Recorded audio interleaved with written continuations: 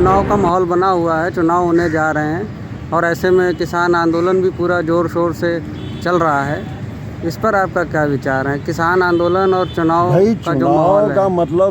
मतलब कुछ नहीं। चुनाव तो मेरी नज़र में पूरी तरह से एक धोखा है, एक छल है पब्लिक के साथ। अब आप सोचिए, आप मुझे ये बताइए कि अगर आपके पास पैसा भी हो और पावर भी हो तो आपका विकास तो अपने आप हो जाएगा, आपको किसी का मुंह देखने की ज़रूरत ही नहीं।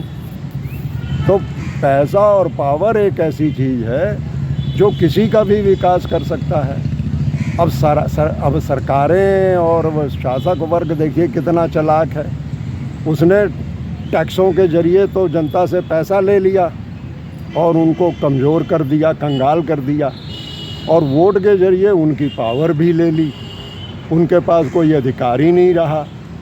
तो जब आपने जनता का पैसा भी ले लिया, पावर भी ले ली, तो जनता का विकास कैसे हो जाएगा? जनता का विकास हो ही नहीं सकता जब तक उसके पास पावर और पैसा ना हो। फिर तो सरकार का ही विकास होगा जो फिर तो जिसके पास वो पावर और पैसा जाएगा उसी का विकास होगा, तो सरकारों का विकास होगा। भाई मैं कह रहा हूँ कि MSP पे कितना खर्चा आएगा? कोई बहुत ज़्यादा खर्चा तो आएगा नहीं, और उस खर्चे को वहन भी जो है वो सरकार को नहीं, जनता को करना है। वैसे और भी जनता तो वैसे भी महंगी महंगी चीज़ें खरीद रही है, गैस ले लो, पेट्रोल ले लो। तो सरकार तो उनको भी एक तरह से लूटने का ही काम कर रही है। तो सरकार के पास पैसे की कमी नहीं है, ये सब बहाने हैं। भाई आखिर मतलब ये इतनी फिजूल खर्ची भी तो हो रही है। जनता का पैसा उठा करके पूंजीपतियों को दे दिया जा रहा है। कई लाख करोड़ का कर्जा माफ़ कर दिया गया। न जाने कितने लाख करोड़ का कर्जा उनको दे रहे हैं। फिर फालतू की चीज़ों पर जो है अब ये मतलब ये जो सरकारें हैं, इनके जो मंत्री हैं, ये जो राजसी ठाठ बाट से रहते हैं, ये क्यों? भाई ये तो लोक सेवक हैं, ये तो जनता के सेवक हैं, नौकर हैं, मालिक थोड़ी हैं।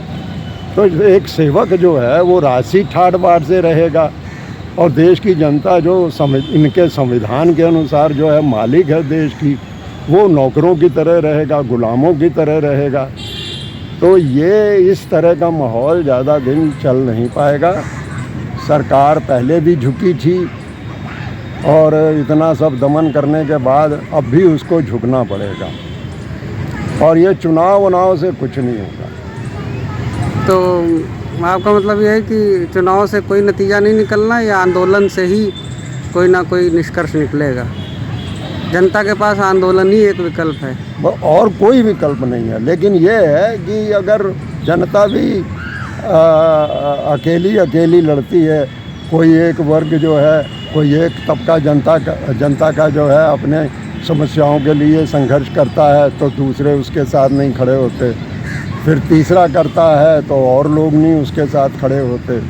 तो एक एक करके तो सबसे निपटा जा सकता है। सरकार के लिए बड़ा आसान हो जाता है कि एक एक करके सबसे निपट लो, लेकिन समाज के सारे तबके जो हैं, अगर जनता के सारे तबके अगर एकजुट हो करके खड़े हो जाए तो फिर सरकार को तो घुटने टेकने ही पड़ेंगे। फिर ना दमन काम आएगा, ना कोई और साजिश या चालाकी काम आएगी। तभी कोई बुनियादी हल निकल पाएगा तभी बुनियादी हल भी जनता की समस्या। क्योंकि यहाँ देखा है कि बार बार हर तबके ने आंदोलन किया है, चाहे कर्मचारी हो, किसान हो, मजदूर हो, वकील हो, पत्रकार हो, बेरोजगार हो, छात्र हो, सभी को बारी बारी सरकार के खिलाफ आंदोलन करना पड़ता है। जो एकदम से अड़ जाती है किसी की मांग पूरी ना करने के लिए, जो रिजिड हो जाती है, वो इसीलिए वो उसको ये लगता है कि अगर एक तबके की समस्या उसने हल कर दी तो फिर और भी सारे तबके और भी लोग उससे जो है कुछ ना कुछ मांगने लगेंगे अपनी समस्या को लेकर के।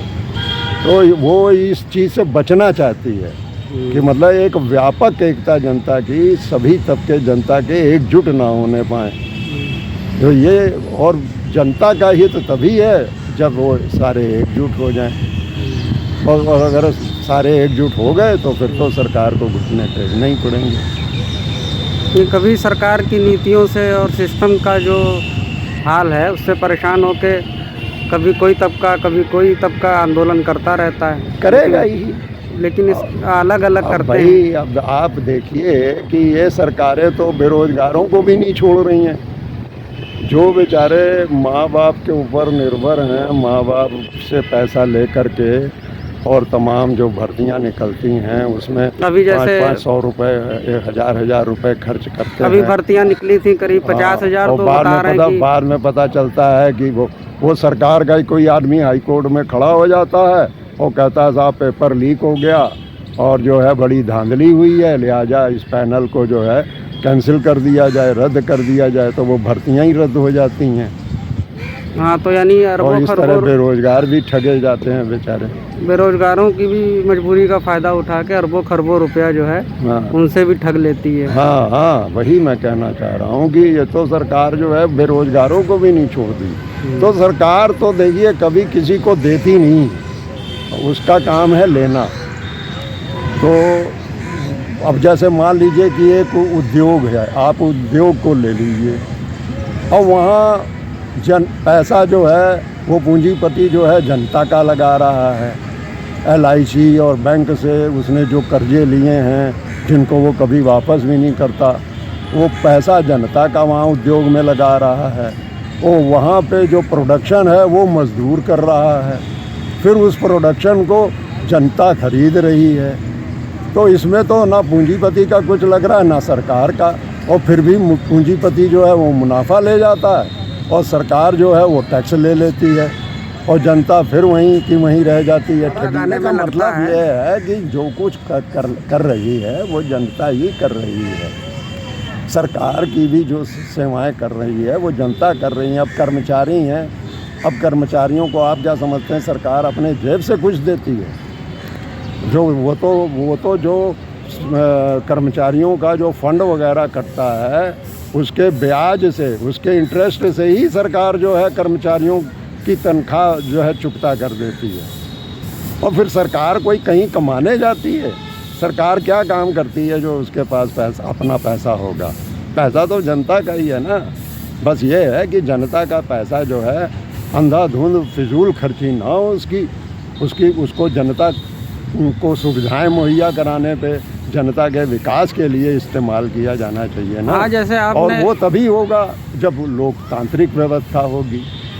यहाँ लोकतंत्र नाम की कोई चीज़ ही नहीं है। सरकार जो मन में आता वो कर लेती है। जनता को तो कोई पूछ ही नहीं रहा। जनता को तो बस खाली एक ही अधिकार मिला हुआ है कि हर 5 साल बाद जा कर के वो EVM का बटन दबा दे या बैलेट पेपर पे ठप्पा लगा दे अपना, और इसके अलावा कोई अधिकार हो तो आप बताइए। हाँ, तो जब जनता के पास कोई अधिकार ही नहीं है तो लोकतंत्र का है। ये जो सत्ता है और सरकार है, इसकी जो बुनियादी नीतियां हैं वो बुनियादी नीतियों को ही बदलने की ज़रूरत है। वो नीतियां अगर नहीं बदलेंगी तो कुछ नहीं होगा। खाली सत्ता पे जो है वो सांप नाथ आ जाए चाहे नागनाथ आ जाए, जनता की दुर्दशा कभी नहीं सुधर सकती है जब तक ये बुनियाद नहीं बदलेगी और व्यवस्था नहीं बदलेगी, नीतियां नहीं बदलेंगी, तब तक जनता का भला नहीं होने वाला है। और ये भी लोगों की गलतफहमी है कि भाई जैसे मैंने देखा कि वो तमाम जो विद्वान लोग हैं वो लोगों से ही कहते रहते हैं कि भाई जो है तुम सुधर जाओ तो सब सुधर जाएगा, जबकि हमारा ये मानना है कि जग सुधरेगा तो सब सुधर जाएंगे। तो पहले तो वो जो जग है, दुनिया है, समाज है, पहले तो उसको बदलने की ज़रूरत है। और हम तो अपने आप बदल जाएंगे। अगर समाज बदल जाएगा, दुनिया बदल जाएगी तो हम भी बदल जाएंगे उसके साथ साथ। बदलना ही पड़ेगा, फिर मजबूरी है भाई। अगर आप मान लीजिए आज अमेरिका चले जाते हैं तो आपको अमेरिका के जो रूल हैं, वहाँ का जो सिस्टम है वो फॉलो करना ही पड़ेगा, तभी आप वहाँ रह पाएंगे। बिल्कुल। तो अब यहाँ मान लीजिए समाजवाद आ जाता है तो हमें समाजवाद के नियमों का और कानूनों का पालन करना पड़ेगा। तो हम तो मतलब जब अगर कहीं विकास होगा तो हमारा विकास तो अपने आप हो जाएगा ना। तो ये कहना कि नहीं पहले तुम सुधरो तो फिर जो है दुनिया सुधरेगी। हाँ, ये गलत मतलब उनका दुष्प्रचार ये- है, गलत ये प्रचार है दुष्प्रचार है, ये लोगों को भ्रमित करना कि मतलब बाहर जो लूटमार मची हुई है, हाँ। बाहर जो तमाम गड़बड़ियाँ और साजिश हैं, हाँ, उनकी बात उनको ना अपने करो। अंदर देखो। हाँ, उनको मतलब वो उनका मतलब ये है, वो सारी चीजें तुम्हारे अंदर घुस गई हैं, उनको पहले बाहर निकालो। जबकि वो आई बाहर से हैं। और जबकि वो आई बाहर से ही है, तो वो तो मतलब जिंदगी भर जो है उनको फिर बाहर ही निकालने में लगे रह जाएंगे। जबकि वो बाहर से रही हैं, तो बाहर जब नहीं होंगी तो अंदर कहाँ से बाहर से आएंगी? अंदर आने पे रोक लगनी चाहिए ना। हाँ, बाहर ही ना हो। अंदर बाहर क्या है, इंसान के अंदर तो कुछ भी नहीं है। अंदर तो हड्डियां हैं, नसें हैं, खून है। ठीक है, बहुत बहुत धन्यवाद। अच्छा।